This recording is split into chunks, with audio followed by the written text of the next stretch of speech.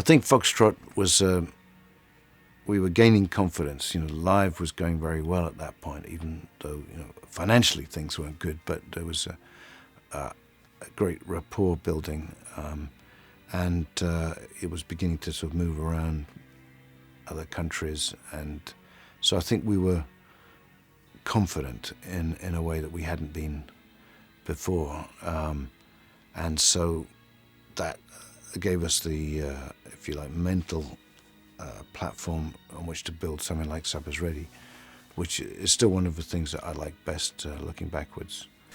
I think going to Foxtrot was, well, we were pretty confident in what we'd written and everything. I think we had trouble with engineers and producers on this. I think Charisma were very keen for us to use this guy, Bob Potter, who'd worked with Lindisfarne. And because they wanted us to sound, I don't know what they wanted really, but they wanted the voice louder, I think was what they wanted more than anything else. And they thought a real producer coming in might be something, the sort of thing we had. So we went into the studio with this guy, Bob Potter, and I played, we started recording stuff, and I played the opening to Watch for the Skies. He said, I don't like that. I don't think we should use that. So I thought, oh God, here we go, And so in the end, I said, well, no way. And we tried a couple of other things, and he was okay as an engineer and everything. It was fine. It was a good engineer, actually, nothing wrong with that. But the fact he didn't like what we were doing meant that we couldn't work with him. So we got rid of him and ended up working with just the engineer. And in fact, we changed engineers in the middle of the song because the engineer we were working with, we weren't too sure about him either. We recorded the first half of Supper's Ready with this other engineer.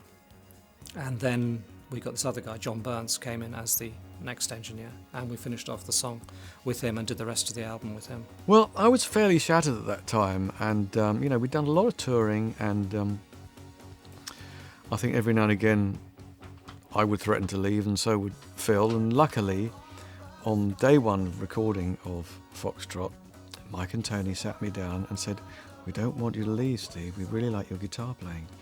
Now, strange as it seems, I hadn't really understood that at that point. I didn't, because, it was, I think there was a stiff upper lip thing in the band. We didn't sort of compliment each other very much.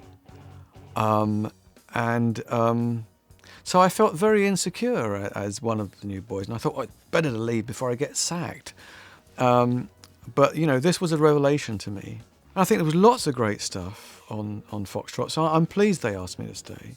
From the way we worked, I guess, was, we were playing all the time, and we would when we weren't playing, we would rehearse, and write, and we try to get blocks of writing time, but I can't remember whether we managed to do much more than a week in Woolwich and a week in even Billings, or a week in.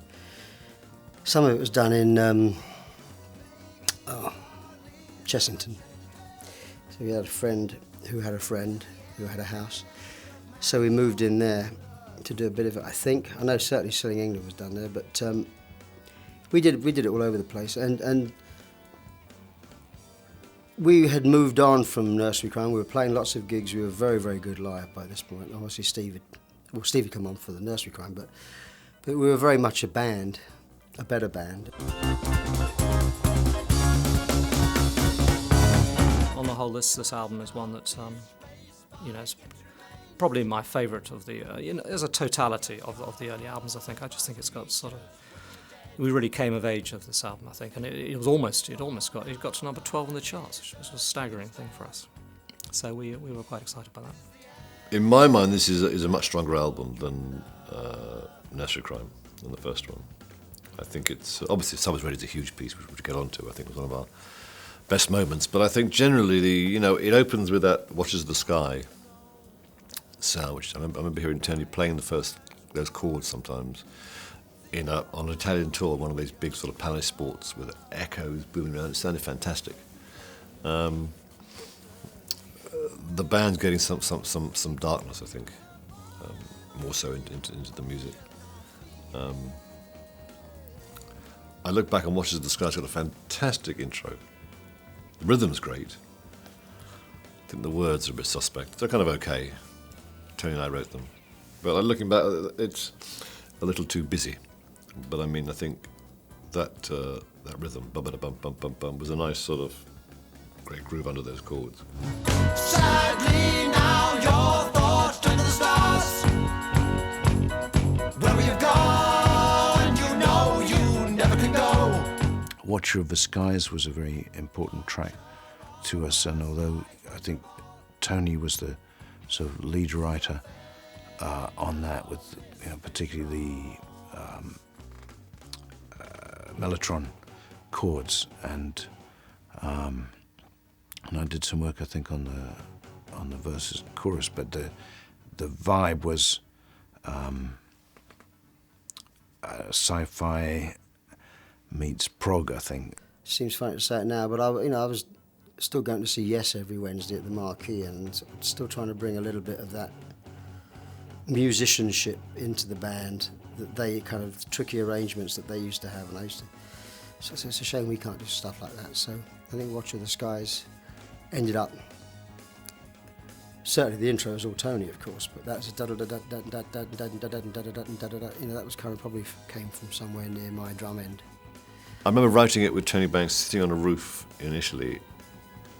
Outside a hotel bedroom window, there was a sort of tile roof, sat in there and looking at it, and there was no one around, sort of thing, sort of lunar landscape. It's not good to criticise things, which I often do, because these are period pieces, and as the years go by, I think I've learnt to, you can't just use the words you want to say, you've got to sing well. And these are interesting words, but they didn't sing very well. Watcher of the Sky, Watcher all. It's a stiff lyric. But a good musical song, yeah. Walking across the sitting room, I turn the television off. We always started each album, I did, with a degree of trepidation and excitement. A bit like, well, this is the new one, let's see what we got here, but I don't know, a bit like, will it be good, will it work,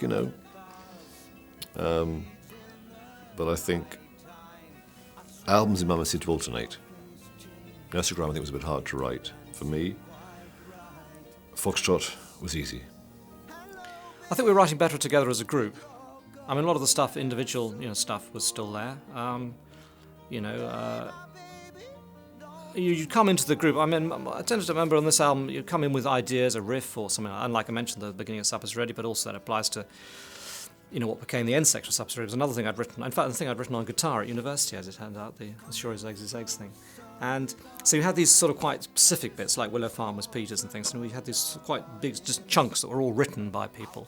We kind of put them all in the same song, and then it was the kind of filling out stuff that almost ended up being the strongest stuff, though, like the Apocalypse part, which was something that really was Mike, Phil and I just wrote that, improvising, working out a big keyboard solo together, and the sort of way of playing it. So yes, I think we were writing well as a group together. And then the individual bits that came in, we just developed them more. I was very free with them. Sometimes, in the early days, perhaps, with the song Timetable, for example, I came in with a complete piece and just said, right, this is it, and we did it. Whereas something like Get 'Em Up by Friday, I just had this riff, this dang, dang, dang, dang thing, and played it to them, and then we sort of developed it as a group. And that was sort of, in a sense, was more interesting, I think, and that's why, So I think it both ways work, but I think they're slightly more interesting when the group can all feel they're involved in the composition. It tends to produce a better result.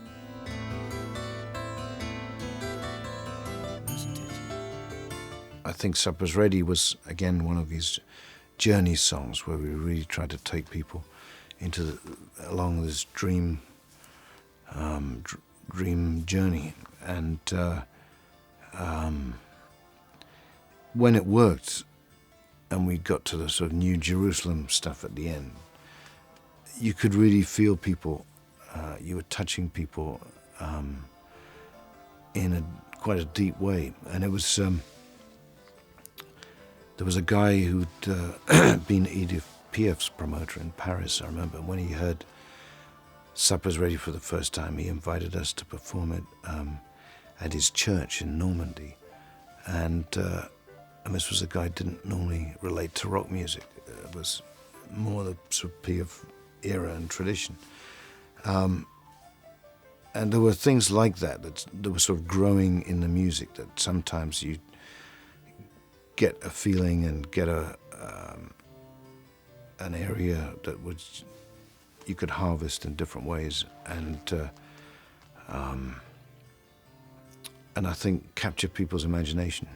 We weren't quite sure what we'd written really until we heard it back, because we'd sort of had this long thing. We decided we were really going to go for the long one this time because we'd done Musical Box and Stagnation. I thought, well, let's just go for one whole side of an album, 26 minutes, and see what we can do. And we got these ideas. And we actually sort of put bits and pieces in the thing. I mean, this song had started off just like Stagnation really, in a way. I had this guitar piece I'd written, which I thought was a really strong opening part, which was kind of the first 2 or 3 minutes of the song was based on this part, and we started doing a thing on it and got the sort of melody and everything. It was sounding really good, and we're carrying on, and it was developing, between little tinkly bits after that and all the rest of it, and a few vocal bits, and I thought that if we do this, could just be ending up sounding exactly like Musical Box. We're not careful, So I said, well, let's just stop the song, we had a really romantic bit. I said, let's just stop the song now and go straight into this other piece we have, which is Willow Farm, which is the thing that Peter had written.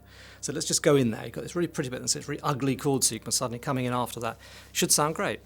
And so we did that. And then that suddenly took the whole song to another dimension. Suddenly the drums were in, everything was going.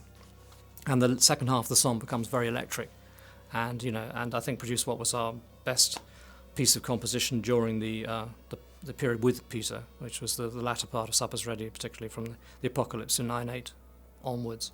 It was just, and it was a coincidence to some extent what happened there again. It was another of those places where I had this a keyboard solo and it ended on these big chords, and I thought, yeah, just big chords, and I had this idea of just sort of vocal harmonies going, and then again Peter started singing on top of it, and I thought, oh shit, here he goes again, and I heard it back. It really didn't take me very long this time. I thought, that sounds fantastic. And it was the real peak, you sort of had this long build-up with this keyboard solo, which sort of like starts very sweet and then gets slightly more sinister, and then suddenly this big chord comes in, and then 666 comes in like that. Incredibly strong moment, I think. And I think for the early fans, it was the big moment. And on stage, it was tremendous. It was a really, really strong moment, I think. And Supper's Ready was... it needed all the extra stuff at the front. It's like foreplay. You had to have all that stuff at the front to get to that one moment, I think, and then from then on it kind of really delivers. So it was. I was very proud of that. When we first heard it back, having written it and recorded it, we hadn't heard it all back. We actually stuck it together. When Mike and I going to another studio, because we ran out of studio time, and actually sticking these two parts together, which incidentally actually was slightly out of tune, so we had to do this sort of funny little slowed down the track in order to make it work, which we were able to rectify this on the remixes, obviously. And just hearing it back all as one thing, I thought, this is fantastic. This is so much the best thing we've ever done. I'm really excited by this. So that was a very strong moment.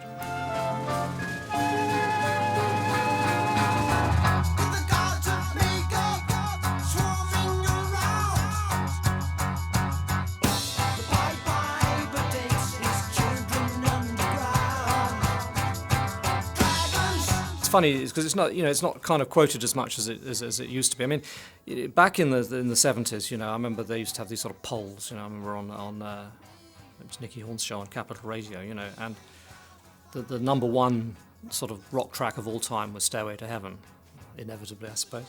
But number two is Supper's Ready. Well, that wouldn't happen now. And one of the reasons for that, I think, is because Supper's Ready never gets played because it's too long.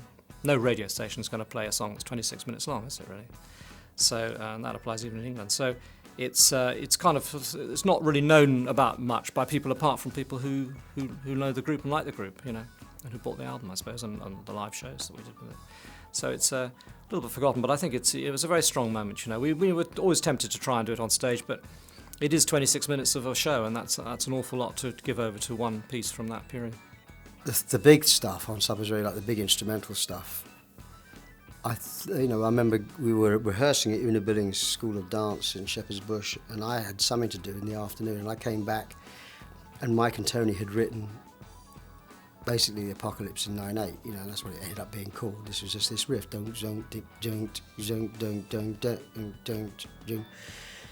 and I said, that sounds good. And Tony had written, not thinking about the time signature, he'd sort of written this keyboard thing, and actually the thing was in 9/8. So I maybe played it once or twice, but never really thought about it too much. And of course, we went in to record it, still not really knowing what it was, but it was just like one of those moments where the tape was playing and recording, and it was just captured. That's one of our best, probably one of our best spontaneous moments. I still listen to that and can't quite work out, how it just all happened at the right time. So. And also the last bit, New Jerusalem, I think that's fantastic. So that's probably my favourite song on that. It's funny, looking back, the way it happened, it was never like you knew what you were doing. You know what I mean? We had a whole lot of bits, and then we sort of started stringing them together.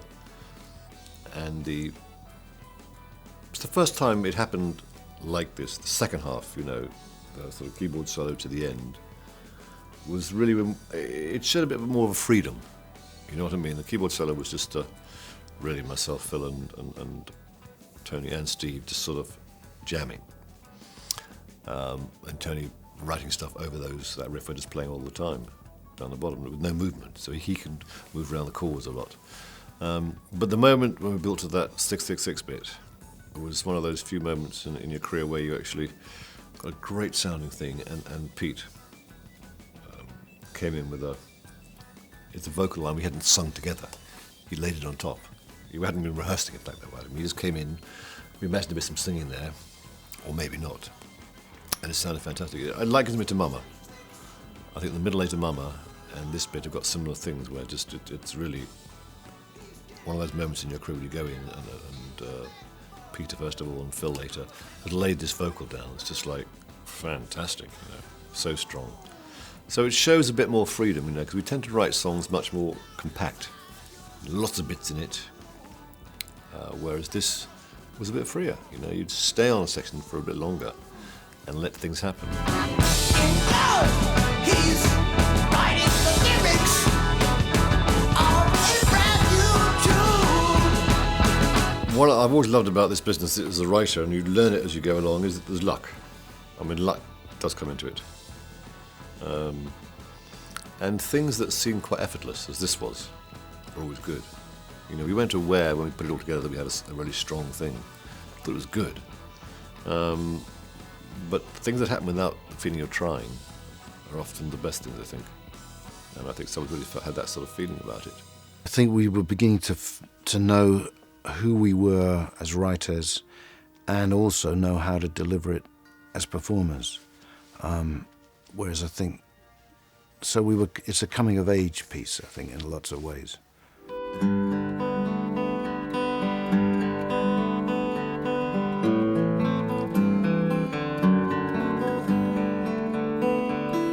It functioned like the introduction to Supper's Ready because it just went straight into Supper's Ready, so people just assumed it was part of Supper's Ready. That's fine, but it was 1 minute 30 seconds of me coming up with something that was based on a Bach prelude, I think it was, for cello.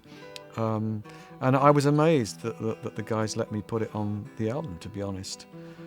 I remember playing it to them in rehearsal one day, and Phil said, "It sounds like there ought to be applause at the end of it." I'm thank you, Phil, for that, because otherwise perhaps it wouldn't have made it onto the album. It's very nice, it's slightly sort of, I was thinking along the lines of Tudor composers like William Byrd, writing short pieces like the Earl of Salisbury, very short pieces, 1 minute 30 seconds, perfectly good enough for a Tudor composer, but for rock and roll, in those days nobody told you that you couldn't. Get 'em out by Friday. You don't get paid till the last one's well on his way. Get 'Em Out by Friday was a song essentially about people being kicked out of rented accommodation. So there was, I think, some of the Rackman stories of sort of bad landlords and that sort of thing. And I put in a little extra thought there about evolving the species to shrink people, so that with genetic engineering you might make people a lot shorter, which would mean you could get many more apartments in the same building.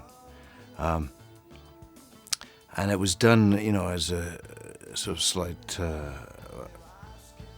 comment on attitudes of landlords to tenants. But there is actually, I think, a reasonable argument that when we are fully controlling our evolution genetically, which I think we will be, maybe not in my lifetime, but in my children's lifetime, there may be a decision to go smaller. I mean, that's one way of using less of nature's resources in all sorts of areas. So, get short might be a slogan of the future. Part social comment, part prophetic. Going Out Friday is a good song, I think, actually. A little example of where, I mean, great lyric, nice idea. An example of where something we did suffer from, we had too much stuff on a song. You know what I mean? The track was great without any vocals. It sounded good, but in fact, when the vocals came on, there's a very clever lyric and a great performance from Peter. It's almost too much in there. As the years ticked by later on, 10 years down the line, we started to realise that there's a danger in actually not getting the voice early on when you're actually playing tracks, because in a sense, sometimes in those days we'd often do that track instrumentally. People go away and come back with the lyric sometimes and vocal ideas, and hadn't sung much beforehand. Whereas, sometimes in the later songs you can just play the chord of A for 8 bars, which instrumentally sounds a bit boring. When there's a great vocal on top, it really works. So we sort of had more space later on to let the voice do its thing. And this song suffered a bit from having just too many good ideas in it. Because there was nothing to sing at the time, Peter wouldn't necessarily sing. He'd be playing his bass drum, he'd be playing his tambourine, he'd be playing a flute, shouting something, singing something. We couldn't hear it because it was in a rehearsal room, not very, good PA. And we'd get these great things that actually sounded like instrumental things. And then he would go away and come back with a lyric. And it would it'd be so crowded, so dense, and the idea was great, because this was the idea of running short of space and property. So let's try and get people to become smaller. I think it was kind of roughly the gist. But no, we did find that the downside to the way we were writing and the kind of just the technical hearing a voice at that stage meant that we would write these things and they would come back a little busy, a little dense, by which time it was too late. Because sometimes we'd recorded the backing tracks, and then we'd say, okay, well, you go and write the lyrics for that, you go and write lyrics for that, and then the lyrics would come back, and we put a vocal on, and it was like, sometimes. The second best song is definitely Get 'Em Out by Friday for me on this album. I mean, I think that's a much better song than Watch with the Sky. So the introduction is a sort of, is a kind of a bit of an iconic sort of piece, I suppose, with Genesis. But it's, people forget about the other ones. I mean, but I don't know. I know a lot of people who think Can You Sit It in the Coastline is one of their favourite tracks, So I think I think every piece on this worked pretty well. It's strong. I mean, the end section of Can You Sit It is really good. I think it's sort of, the first part's good. It's a really good song. And then it's just a bit fragmented, that song, I think. That's where it suffers slightly. But the last part is a good instrumental piece as well. So, I just said before, I feel this album is strong all the way through. Skimming by as eyes of the past. I was less happy with this sleeve than I was with the first two. I think the style was losing some of its appeal to me, even though the Fox character, I think worked. And then I'd had this sort of Fox idea of really, which was related to, I think, hunting and the hunted, and I was looking at all sorts of esoteric stuff, and numerology was one of the things that when I wrote out the letters, each letter carries a certain value, and A, B, C, D, E, F, and then next time you come round you get to O, and then you get to X, all of which are under the number 6. So then there was the Revelation references and 666 and all that crap. So there was a sort of hidden element to it, which we were just playing around with, really. And it wasn't the backwards playing, devil worshipping version, but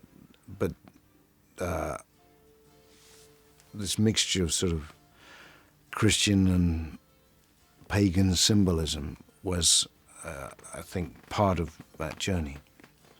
When I first saw it, I thought I wasn't sure about it, to be honest.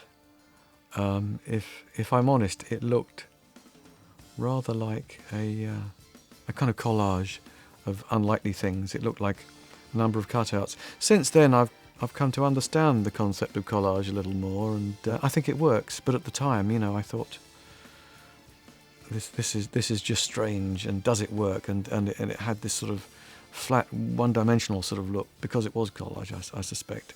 Well, I thought this was the weakest of the album covers he did, certainly at the time. I mean, you come back to it now again, it's rather difficult to sort of to view it as a sort of, objectively. I don't. The sort of the mockery of the hunt sort of thing, it seemed a bit of a cliche and everything. I didn't sort of think, and it was sort of his idea to kind of do it, to do what he did. And it doesn't really relate to anything on the album, So it was all a bit of a thing. But we managed to make it kind of make sense by giving the album the title Foxtrot. Sort of helped to kind of. To rationalise it a little bit. But I don't think we were terribly happy with it, to be honest. It was just one of those things that, as a group, we weren't that happy with. I know a lot of other people think it's good, but not so much for me. Lovely atmosphere on Trespass and Nursery Crime. They felt like paintings and had a nice texture. This felt a little bit... It was okay, but he just put together a bunch of images that were in the lyrics, in a sense. I think it didn't do it for me. I think it was a bit weak. And I guess that's why we changed the next one, I think, actually, time to move on, in a sense. For me, it was like getting a little bit busy, and I guess that was one of the reasons why we felt, and we didn't know that then, but that was the last one that Paul did for us, because I just felt that Trespass did have an elegance about it, and Nursery Crime had more more butch, but this was just a bit busy, and it looked like it didn't look professional for some reason. The fox's head lady, or a figure anyway, on a bit of ice, is it? And water, it's all a bit dated now. But I mean, it does sum up the album, the period. You just sort of, straight away you're there. But what do I think? What did I think of it? I thought it was okay, but not particularly special.